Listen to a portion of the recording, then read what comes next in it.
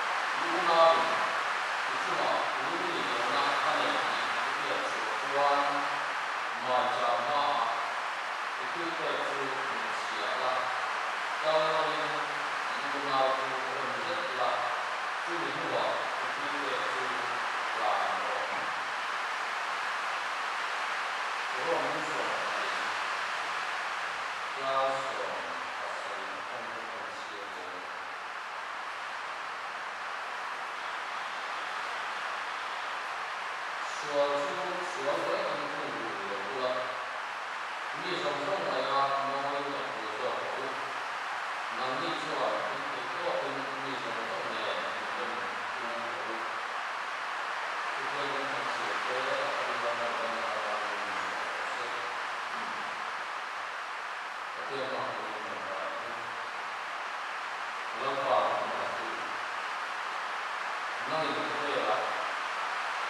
kênh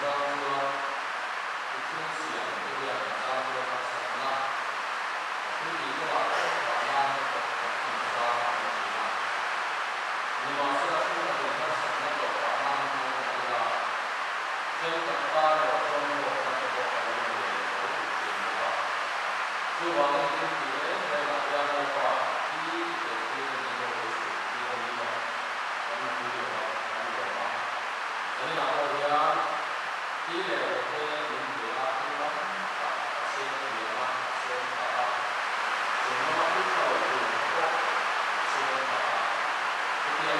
bỏ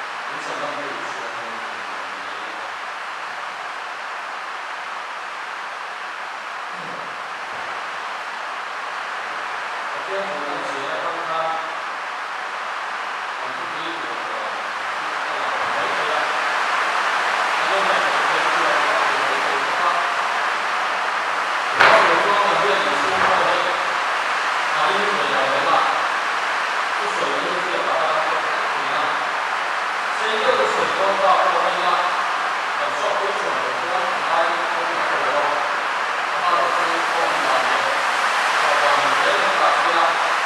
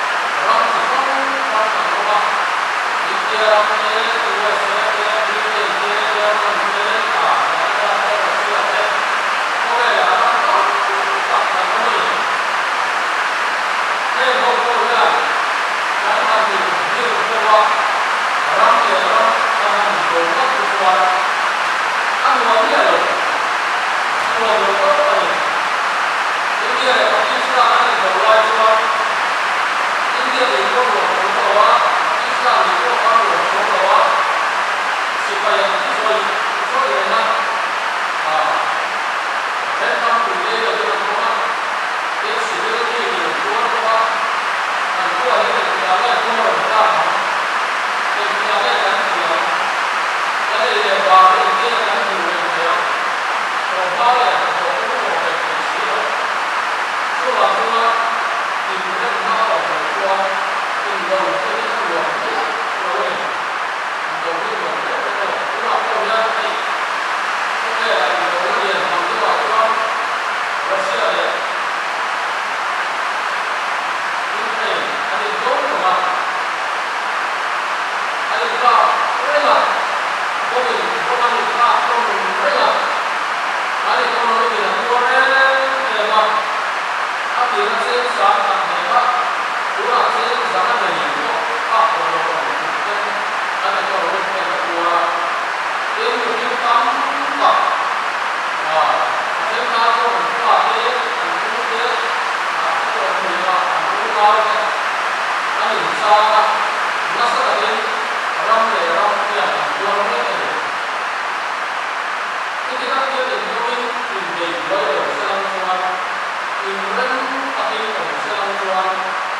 ram về cái tiền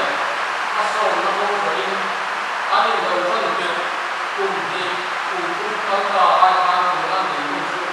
anh ấy có những chuyện như là có sao nó rất là khó như thế nào ama lo so anh đầu người nhiều vào đi anh ấy mới thấy rất lâu vào đây là cả ba lâu rồi nha nó sẽ phải là như thế nào vì tâm tạo thành cái đó chưa cho thành ra các cuộc đối về cái này nó sẽ là cái cuộc đối của mình như vậy thì chúng ta đã học sáu rất là cuối cùng thấy chủ đề đầu sẽ làm cho các bạn phải được học của mình này rất là những phần nguyên là ra những cái tốt cho mình là chứ làm sao thì mình nên hiểu cái gì mình nên hiểu cái chú áp dụng này đó áp dụng được đấy vậy này tức là có Israel lệ các sẽ đồng lòng không thể ăn được cả ba như cùng Christmas ba trong ban anh em mình sao này là tức là có cảm thấy những cả là nó sẽ là cái tấm tập thành cái đó vùng vào tấm tập cái gì á có tấm tập cái gì đó có những cái lâu tấm tập cái gì á chú ý lâu thì nó sản xuất anh em mình đâu có này thủ lệ ra anh em mình đâu có thiếu cái anh em chúa cái này nó có anh em chúa mình mang anh em chúa chú về vào chúa anh em mình đâu có in rem tapi không sẽ chú thì chúng ta làm sự cả phán anh rồi mình có số là không có là dễ lắm anh em đâu được lại ai ăn cũng là chúa anh sẽ ta anh tôi sợ cái rồi sẽ ta cái tôi mình phải nhận được cái dễ là chú vào chúa không phải là có thể làm để làm cái anh đâu thì mà đi làm in rem là anh phải có số siêu nặng chú vào cái tập cái số mình đầu tiên sẽ để mà rem lâu nàyที่อันนี้ว่าการที่จะสอบการก็ต้องสู้โจที่ในเราอันที่ตู้วันที่ที่ในเราอาศัยตู้กันสู้มีกันก็ต้องรับชวนในมาดีละชูรับชูก็ในมาดีละชูที่รับก็ต้องเป็นมาชวนกันรับมันนักสักการะตัวเรานะนักสักการะกันเสด็จของเรานะชูเราถึงเราที่ดีเราทำถูกเราดีการที่จะสอบการกันไปถึงเขาเนี่ยIndo sẽ là khi dùng choan rapของเราเราชอบแต่เราจะจะสักแบบว่าอินโดก็อินเรื่องโลกว่าเนี่ยอินเรื่องโลกนั่นเนี่ยที่สายเป็นโลกแต่ละ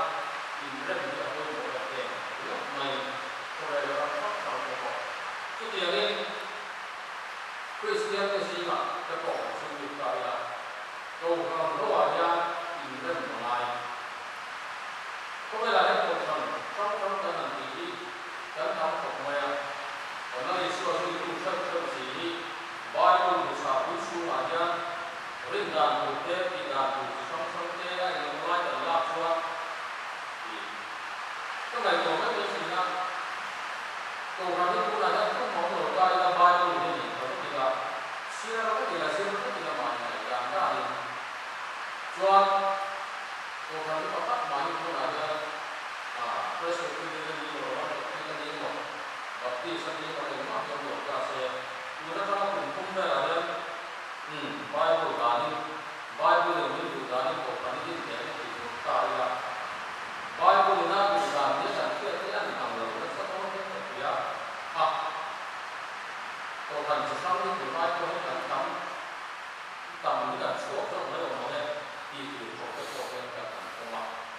Yang kedua có vẻ là như các bạn đi xuống thì cũng cần đi xuống câu phần ngày đàn chỉ trong thế ở bên của nó chỉ trong này mà đi đâu các chi và cho các lễ là ở cho các bạn đi xuống thì sẽ của các đi vào đi câu phần không thể có cái gì cần phải phối hợp bây giờ các đi bên đó câu phần này câu phần các đi đâu nó cũng là cái bệnh xuân thế các đi xuống này cũng là cái làm đi các bạn đi cũng là cái bộ baptis missionary yang dia pun tak terus dan dia pun tak saudara saudara lo ke lo di PC dan lo ke lo si Juan. Lalu ini ngai lo kita Juan ini ke, rin dan ini ngai macam apa boleh. Ani Kristian kan dah ni sekarang ini kan saya ni Malaysia di dia ni lah. Jual Juan kan tenlah tu kau ni tenlah itu apa sahaja dia dia tenlah. Inventa yang kau ada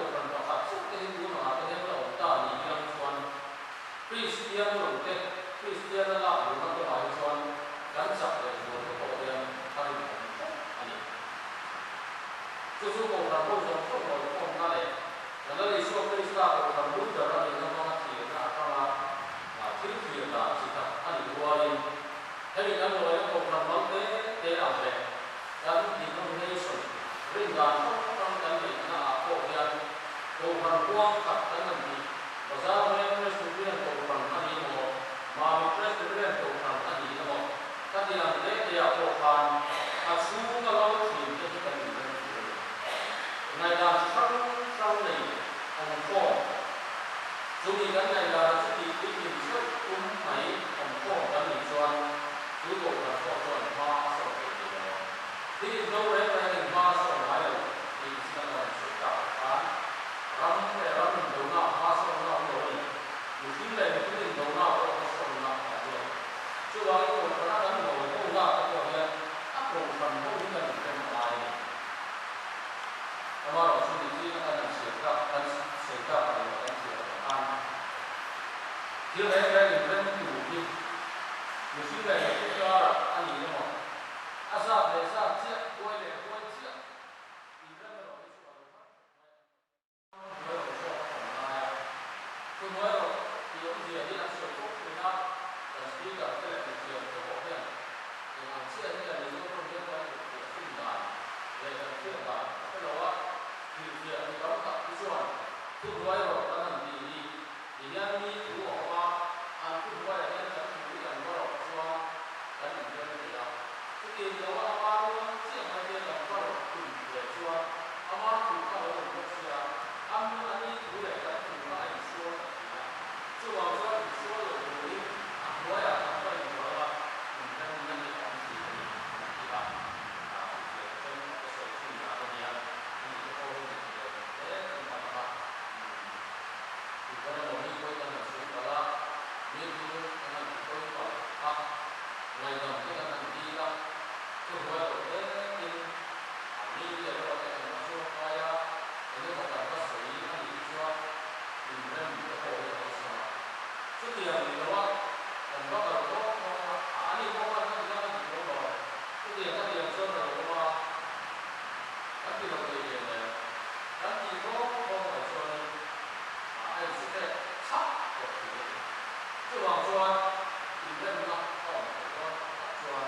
thì phải rồi còn bao nhiêu những cái này còn bao nhiêu những cái là các bạn thấy cho riêng về cho em thì cái cái này anh rồi rồi chưa rồi cái gì đó những cái trong bộ của anh các bạn thì là cái gì là cho đi trong cái gì cho các bạn biết các bạn ai thì các bạn cô có là cô cái gì mà có cô lấy là gì đó thật là biết của gì đó nếu mà cái có cái mình cá là mình biết của gì mà thì là cô này là mình phải xóa cô phải mình xóa là không phải cái gì rất là bỏ xóa là cái tiền sẽ cho xóa của gì đó rồi nó là xóa của这个跟那种是，它少肉，它呀，这个，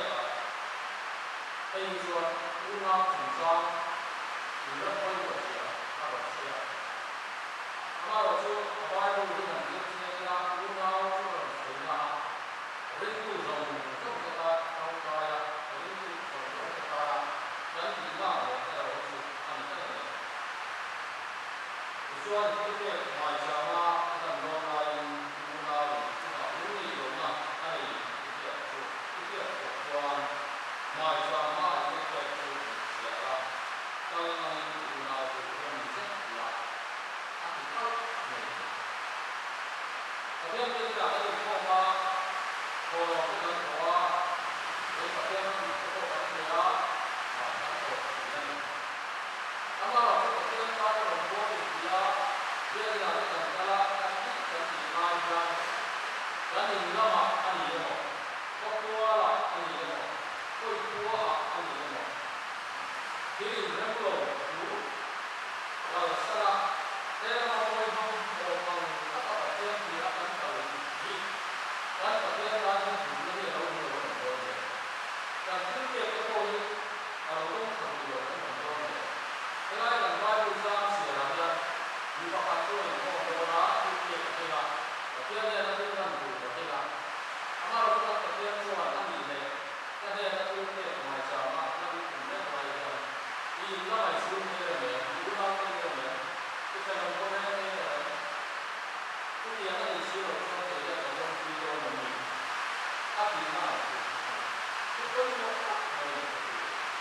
nhưng mà tôi rất nóng trọng đặc biệt là khi tôi dùng những tình qua tôi có các cái tên gốc hay là một cái tình tiết là nó sẽ đang xảy raในเรื่องvà khiเราโดนผู้ช่วยหรือว่าโดนได้อาทิตย์มาเป็นอะไรที่สุดเลยแล้วเราจะรู้ว่าอาทิตย์การที่รักษาตัวเราเนี่ยเนี่ยอาจจะต้องเป็นเรื่องของการเป็นเรื่องราวหรือเป็นเรื่องอะไรซึ่งเราอยู่แล้ว